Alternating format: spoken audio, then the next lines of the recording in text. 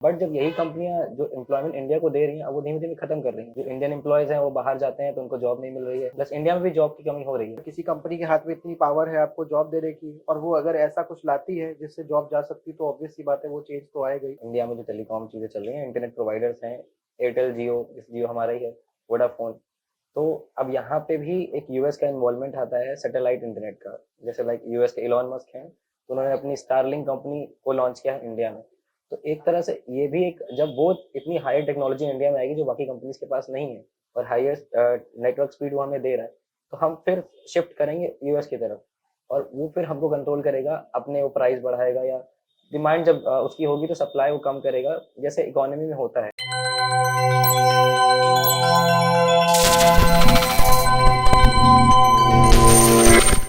रुचि, जैसे इस बार के बजट में गवर्नमेंट ने थोड़ा सा पैसा ये एआई सेक्टर्स और आईटी इंडस्ट्रीज को भी दिया है कि अब मशीन लर्निंग और एआई को बढ़ावा दें। लेकिन एक्चुअल में हम एक तरह से इसको एम्प्लॉयमेंट कम करने की कोशिश कर रहे हैं, क्योंकि पहले क्या था कि जो यूएस जैसे जो सिलिकॉन वैली है, वहाँ जो कंपनीज हैं, गूगल, इंस्टाग्राम, मेटा, जो भी है, हम उन पर तो डिपेंडेंट हैं। बट जब यही कंपनियां जो एम्प्लॉयमेंट इंडिया को दे रही हैं, अब वो धीमे धीमे खत्म कर रही हैं। जो इंडियन एम्प्लॉयज हैं, वो बाहर जाते हैं, तो उनको जॉब नहीं मिल रही है। प्लस इंडिया में भी जॉब की कमी हो रही है।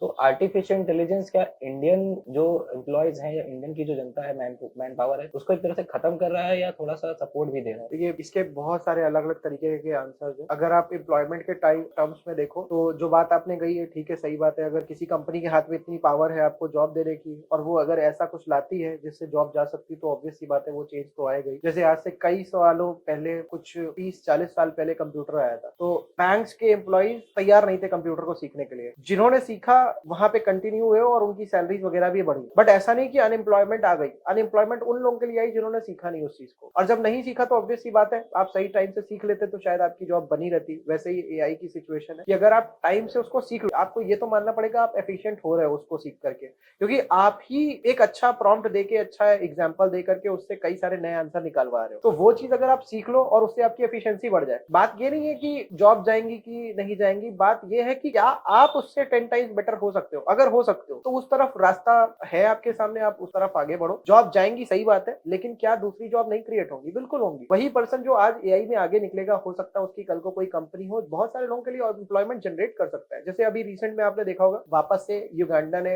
अपोलोजाइज किया इंडिया को। इंडिया के बहुत सारे उद्योगपति गए वहां पे, उन्होंने फिर से इंडस्ट्रीज, 900 लमसम इंडस्ट्रीज या कंपनी मैन्युफैक्चरिंग प्लांट सेट किए वापस से। बहुत पहले ईदी अमीन करके कोई थे, उन्होंने सारे इंडियंस को, भारतीयों को भगाया था कि नहीं रहना है, रखना है, और फिर वहां पे वो कंट्री अफ्रीका की बहुत ज्यादा प्रोग्रेस कर रही थी, फिर एकदम से गिर गई। तो वही पॉइंट है कि जो प्रोग्रेसिव माइंड से इंडिया वाले, वो उन्होंने आउट कर दिए। अब देखिए यहीं पे ही पॉइंट है कि जैसे यूएस वालों ने क्या किया, इंडिया का प्रोग्रेसिव माइंड जो था उसको टैप किया, उसकी इंटेलिजेंस को टैप किया। आज नासा में और सब जगह बड़े बड़े इंडिया के ही साइंटिस्ट बैठे हुए हैं। तो हम अब जॉब हटाने की भी बात करो, किसको हटा सकते? नहीं हटा सकते। आपको जितने भी अच्छे लोग हैं उनको नहीं हटा सकते। और जो लोअर लेवल में अगर आपको दिख रहे हैं, तो वो लोअर लेवल के अंदर भी एक रील वापस से आनी चाहिए ना, कि मैं बेटर करूं पुराने टाइप से। जैसे हम जॉब के लिए हमेशा से एक थोड़ी सी स्टडी करके, बीएससी बीकॉम करके जॉब पा जाते थे, कुछ एक उसके अंदर भी चेंज आना चाहिए कि हाँ यार, उनके अंदर भी एक आग जलनी चाहिए कि मेरे को भी अब बेटर करना है। ये मेरे को 20,000 5,000 वाली जो जॉब होती है छोटी सी हमको मिल जाती है, उससे नहीं रहना है। तो वो स्टार्टिंग से ही उसको पकड़ में आ जाएगा, बचपन से ही समझ में आ जाएगा कि अच्छा एआई नाम की कोई चीज है जो मुझे अभी से बेटर बना सकती है। तो वो एक प्रोग्रेसिवनेस की तरफ हम बढ़ने लग जाएंगे एज अ सोसाइटी।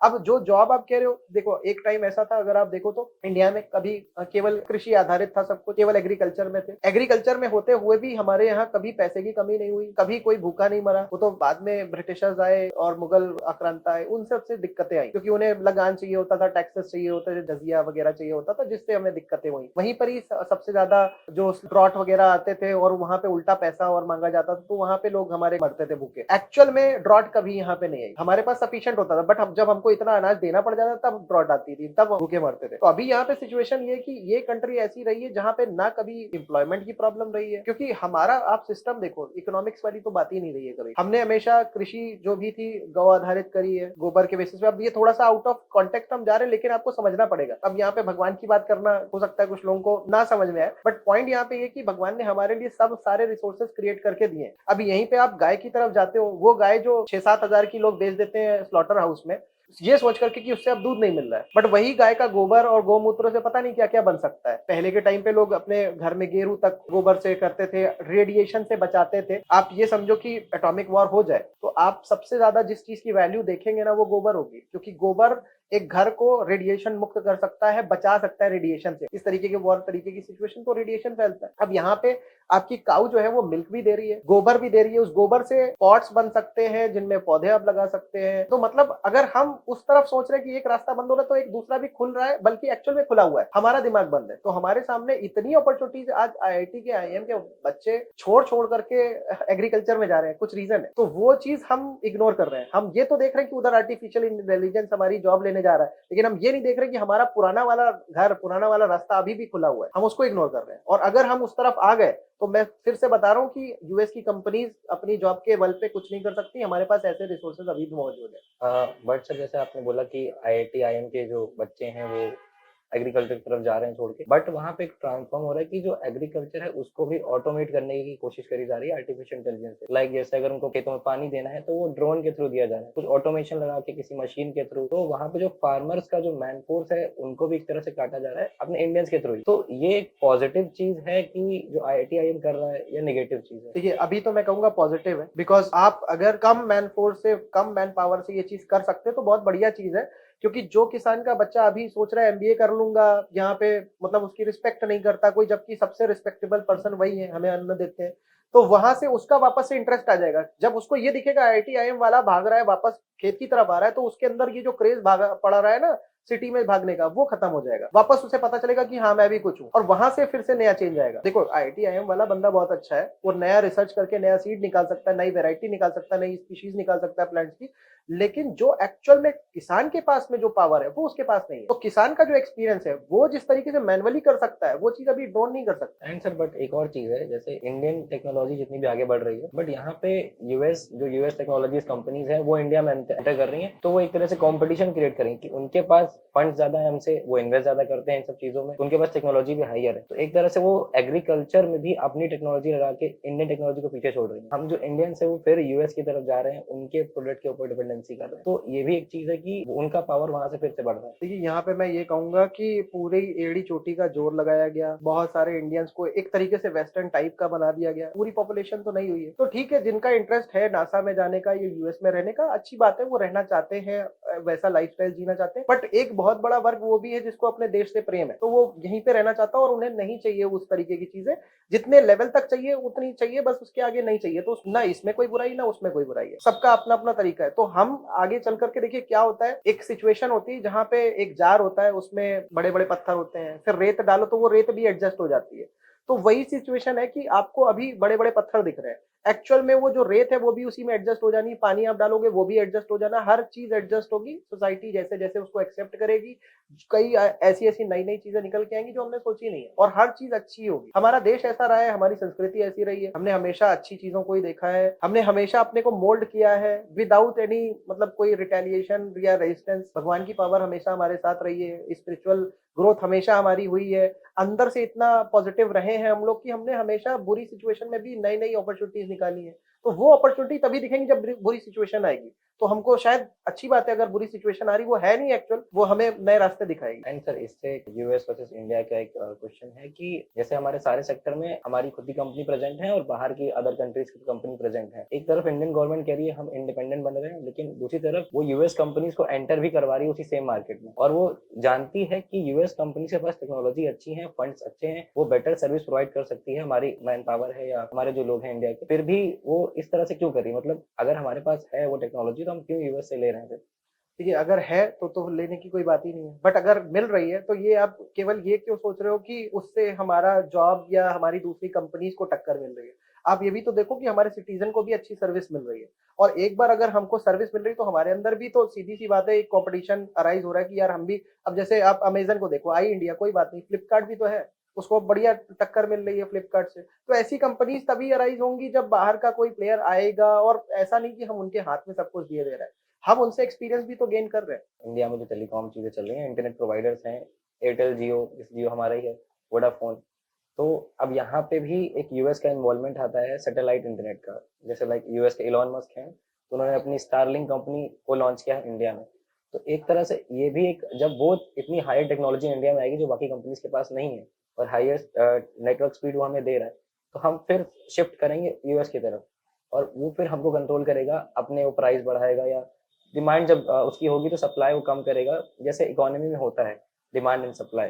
तो एक ये भी रिस्क है कि हम यूएस को एंटर करने दे रहे हैं इतनी हाई टेक्नोलॉजी के साथ, जबकि जियो, एयरटेल, वोडाफोन जो कंपनीज इनके पास नहीं है, ना ये लोग इतनी जल्दी कर सकते हैं।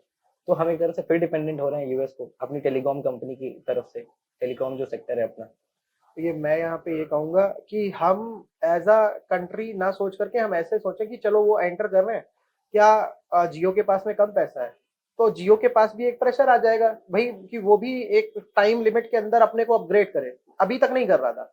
जब तक आपको वो पर्सन नहीं दिखेगा सामने जो आपको चैलेंज कर सकता है, तब तक आप कहाँ उससे बेटर इंप्रूव करने के बारे में सोचोगे। तो एफिशिएंसी तभी बढ़ेगी। अच्छी बात है, ये चीज होनी चाहिए। और हम लोग को भी एज अ सिटीजन देखो कि अच्छी बात है, वो हमको वो टेक्नोलॉजी मिलेगी हमारे हाथ में। आप सोचिए वो टेक्नोलॉजी मिलने से कितने सारे लोगों को स्पीड का जो एडवांटेज मिलेगा, उससे कितनी डिस्कवरी हो सकती है। तो हम जानबूझ करके, आप देखो, आप ये सोच रहे हो कि हमारी कंपनीज को ऐसा होगा। कंपनीज हमारी नहीं है, आप ऐसे समझो कि हम हमारे कंट्री की है, ठीक है, लेकिन अगर एक कंपनी आकर के हमको ज्यादा तेज स्पीड का इंटरनेट देती है, तो जो टेक्नोलॉजीज पे हम नहीं आगे बढ़ पा रहे थे, उनमें बढ़ जाएंगे। सर इससे एक और क्वेश्चन आएगा, अब जैसे जो बाकी कंपनीज हैं उनको अब ये लगता है कि हम लेट हो गए, एक तरह से हम पीछे चल रहे हैं यूएस से। तो जब पीछे चल रहे हैं तो जब तक हम उनके स्तर तक पहुंचेंगे, उनके लेवल पे पहुंचेंगे, तो एक तरह से वो पूरे वर्ल्ड पे अपनी एक मोनोपोली क्रिएट कर चुकी होगी। एज लाइक गूगल आज हर जगह अवेलेबल है, अब दूसरा कुछ नहीं है, कोई सर्च इंजन सारे उसने खरीद लिए। इस तरह से एक टाइम आएगी जो टेलीकॉम कंपनीज है, कोई एक स्टेबल कंपनी आएगी, पूरा मोनोपोली क्रिएट करेगी, तो बाकी कंपनी उसके नीचे रहेंगी। हो सकता है वो उनसे बेटर करने की कोशिश करे, बट वो लेट हो गई है इस टाइम। ये मेरे को ऐसा लगता है कि नहीं, कोई नहीं लेट होता। जैसे गूगल का आपने एग्जांपल दिया, तो आज की तारीख में चैट जीपीटी एक उसका कंपटीशन पैदा हो चुका है, जो मेरे को नियर टर्म में गूगल का इन्फ्लुएंस कम करता हुआ दिखता है। बिंग है एक ऑलरेडी, और जैसे अब आज की तारीख में कई सारे लैपटॉप आप देखोगे उसमें माइक्रोसॉफ्ट अपना एज लगा करके दे रहा है, तो वो चल रहा है डिसरप्शन, हमें पता नहीं चलता। अब जैसे माइक्रोसॉफ्ट का पहले कभी विंडोज होता था, मोबाइल्स आए, एंड्रॉइड मोबाइल्स आए, उनमें विंडोज की जरूरत ही नहीं पड़ी, और धीरे धीरे मोबाइल, फिर धीरे से लैपटॉप भी आ गया एंड्रॉइड वाला। तो अल्टीमेटली विंडोज का ऐसा तोड़ निकल करके आया जो हम सोच भी नहीं सकते। तो अच्छी बात है, कुछ टाइम के लिए ऐसा हो सकता है, लेकिन ऐसे ऐसे खतरनाक दिमाग हैं, वो सब ऐसा सिचुएशन को एनालाइज करके नया डिस्कवरी करते हैं, और वो डिस्कवरी होनी चाहिए। और वो तभी होती है जब इस तरीके की मोनोपोलिस्टिक सिचुएशन आती है, अच्छी बात है। कुछ हो सकता है 2-4 साल ज्यादा चल जाए, लेकिन बाद में फिर उसका कोई ना कोई तोड़ निकल के आता है। अब जैसे एग्जांपल आपको बताऊं, कभी जस्ट डायल था, गूगल था ही नहीं, और गूगल से पहले जस्ट डायल बना था, उसके बाद में गूगल आया और इस तरीके का एक्सपेंशन हुआ। तो वो चीज हम क्यों भूल जाते हैं कि अब ठीक है, वो उससे पहले आया था, वो चाहता तो शायद कुछ ऐसा कर सकता था, बट अभी भी हमारे पास कोई किसी चीज की कमी नहीं है। जो भी आप कह रहे हो वो उसको होना चाहिए। हाँ, ये बात है कि इन जनरल हमें अपने मार्केट का एक्सेस इस तरीके से नहीं देना चाहिए, क्योंकि ये एक ऐसी, आप खुद सब लोग देख रहे हो कि इतनी बढ़िया ग्रोथ हो रही है यहाँ पे, पूरी वर्ल्ड की इकोनॉमी धराशायी हो रही है, मगर इंडिया की इकोनॉमी बढ़ती जा रही है। तो हर कोई आना चाहता है। तो आपको ऐसा लग रहा होगा कि वो यूएस की कंपनी इधर आ रही है, ऐसा कुछ कर रही है, बट हमको भी एक्सेस उधर का मिला हुआ है। तो हमारी भी कंपनी जाकर के वहां पे ऐसी की तैसी करने वाली है, तोड़ फोड़ मचाने वाली है, और हमको भी बहुत अपॉर्चुनिटीज मिलने वाली है।